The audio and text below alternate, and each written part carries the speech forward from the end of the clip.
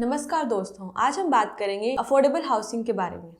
भारत में अपना घर होना हर किसी का सपना होता है, लेकिन आज के समय में ये सपना पूरा करना लगभग असंभव लगता है। आपने देखा होगा कि प्रॉपर्टी प्राइस दिन ब दिन बढ़ रहे हैं, लेकिन सैलरी उस पेस पर नहीं बढ़ रही है। मिडिल क्लास और लोअर इनकम फैमिलीज के लिए घर खरीदना सिर्फ एक चैलेंज नहीं बल्कि एक स्ट्रगल बन गई है। इस वीडियो में हम डिस्कस करेंगे भारत के हाउसिंग क्राइसिस के बारे में, कैसे ब्लैक मनी, आर्टिफिशियल डिमांड और लो एफएसआई जैसे फैक्टर्स ने रियल एस्टेट मार्केट को इन्फ्लुएंस किया है।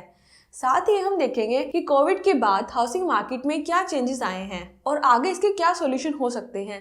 अगर आप भी अपना घर खरीदने का सोच रहे हैं तो इस वीडियो को जरूर देखिए, क्योंकि यहाँ आपको मिलेगा एक ऑनेस्ट और डिटेल्ड एनालिसिस जो आपको बेटर डिसीजन लेने में मदद करेगा। चलिए शुरू करते हैं और समझते हैं भारत का हाउसिंग क्राइसिस कितना सीरियस है, उसका क्या सॉल्यूशन हो सकता है। आज के समय में जब भारत दुनिया का सबसे बड़ा पॉपुलेटेड देश बन चुका है, 1.4 बिलियन की आबादी के साथ हाउसिंग एक ऐसी बड़ी समस्या बन चुकी है, खासकर अर्बन एरियाज में मिडिल क्लास और लोअर इनकम ग्रुप्स के लिए। Ministry of housing and urban affairs की रिपोर्ट के मुताबिक 2012 में इंडिया सिटीज में लगभग 19 मिलियन हाउसेस की कमी थी।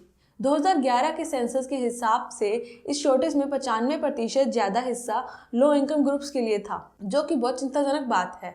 सबसे बेसिक प्रॉब्लम ये है कि इंडिया में एवरेज इनकम और प्रॉपर्टी प्राइसेस के बीच बहुत बड़ा डिस्कनेक्ट है। इसे सिंपल नंबर से समझेंगे, अगर दिल्ली में एक मिडिल क्लास फैमिली की मंथली इनकम 50,000 रुपये है तो उन्हें एक 2 BHK फ्लैट खरीदने के लिए, जो कि अप्रोक्सीमेटली 80 लाख रुपए का होगा, पूरे 133 मंथ की सैलरी लगेगी। वो भी अगर वो अपनी पूरी सैलरी सिर्फ प्रॉपर्टी के लिए सेव करे, जो कि प्रैक्टिकली इम्पॉसिबल है। Compare this with developed countries, जहां एवरेज प्रॉपर्टी की कॉस्ट 3 से 4 साल की सैलरी के बराबर होती है। सैलरी ग्रोथ रेट भी प्रॉपर्टी प्राइस ग्रोथ रेट से मैच नहीं कर रही है। लास्ट डिकेड में अर्बन एरियाज में प्रॉपर्टी प्राइसेस एवरेज 10 से 12% एनुअली बढ़े हैं, जबकि सैलरी सिर्फ 7 से 8% से बढ़ी है।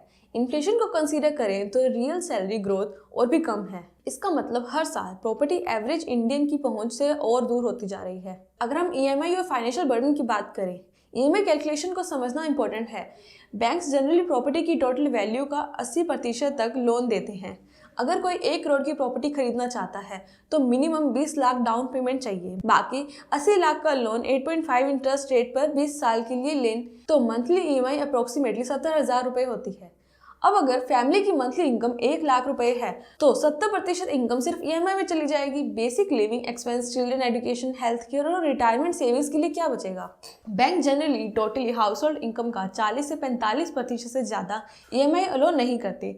इस कैलकुलेशन से 70,000 रुपये की EMI के लिए फैमिली की मंथली इनकम मिनिमम 1.6 लाख होनी चाहिए।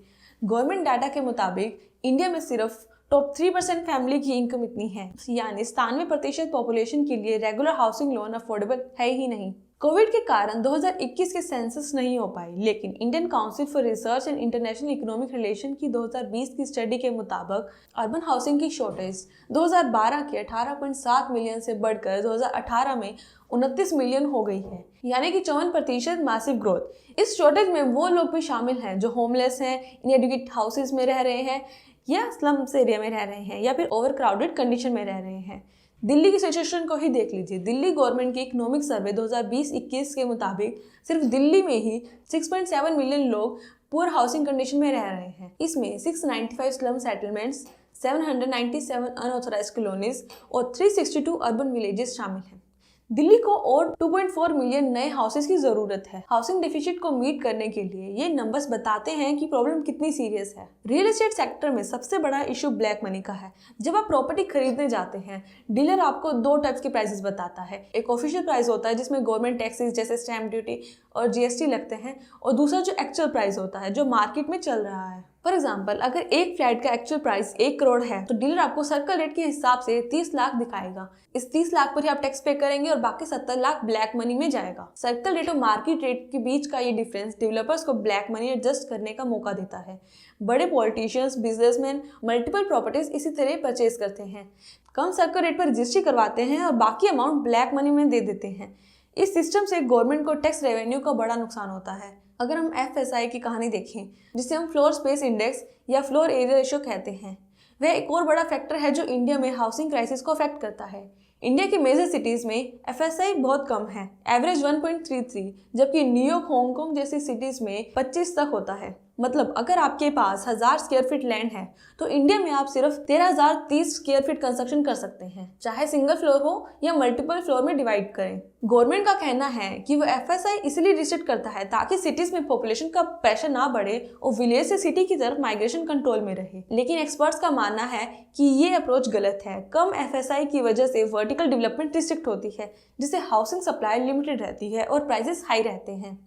मुंबई जैसी सिटी में तो सिचुएशन इतनी खराब है कि per person living space jail cell से भी कम है, average 48 square feet per person, जबकि यूएस में जेल्स में minimum 50 square feet space requirement होती है पर प्रिजनर। कोविड-19 पैंडेमिक ने रियल एस्टेट मार्केट को कम्प्लीटली ट्रांसफॉर्म कर दिया है। प्री कोविड टाइम में ज़्यादा लोग रेंट पर रहना प्रेफर करते थे, लेकिन पैंडेमिक के बाद वर्क फ्रॉम होम कल्चर ने लोगों की प्रेफरेंसेस चेंज कर दी हैं। अब लोगों को घर में एक्स्ट्रा स्पेस चाहिए होती है वर्क सिचुएशन के लिए।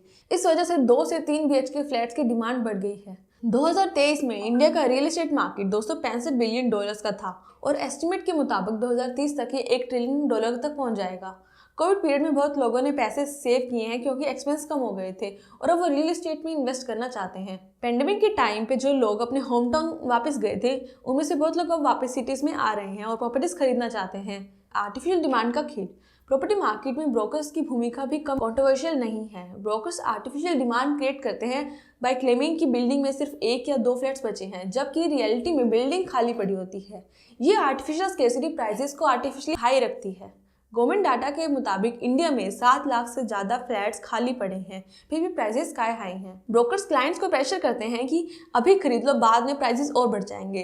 That is called FOMO, fear of missing out, create करके इमीडिएट डिसीजन लेने के लिए फोर्स करते हैं। इसे जेन्युइन बायर्स को बहुत नुकसान होता है क्योंकि वो मार्केट रियलिटी के हिसाब से नहीं, एक आर्टिफिशियल प्रेशर में आकर हाई प्राइसेस पर प्रॉपर्टी खरीद लेते हैं। अब इस क्राइसिस को सोल्व करने के लिए सिस्टमैटिक चेंजेस की जरूरत है। गवर्नमेंट को FSI रेगुलेशन को रैशनलाइज करना होगा ताकि वर्टिकल डेवलपमेंट हो सके और सप्लाई बढ़ सके। ब्लैक मनी को कंट्रोल करने के लिए बेटर मॉनिटरिंग और स्ट्रिक्ट इन्फोर्समेंट चाहिए। RERA, real estate regulation act जैसी पॉलिसीज हेल्प कर रही हैं ट्रांसपेरेंसी लाने में, लेकिन इम्प्लीमेंटेशन अभी भी वीक है। मिडिल क्लास बायर्स के लिए कुछ होप की किरणें भी हैं। सिटीज के आउटस्कर्ट्स में भी अभी भी रिलेटिवली अफोर्डेबल प्रॉपर्टीज मिल सकती हैं। लॉन्ग टर्म पर्सपेक्टिव से सोचें तो ये एरियाज फ्यूचर में डेवलप होंगे और इन्वेस्टमेंट अप्रिशिएट करेगा। गवर्नमेंट अफोर्डेबल हाउसिंग स्कीम पर फोकस कर रही है, लेकिन इम्प्लीमेंटेशन और स्केल दोनों इंप्रूव करने की जरूरत है। मार्केट एक्सपर्ट का कहना है कि 2024 से 25 में रियल एस्टेट सेक्टर में करेक्शन आ सकती है, स्पेशली लग्जरी सेगमेंट में।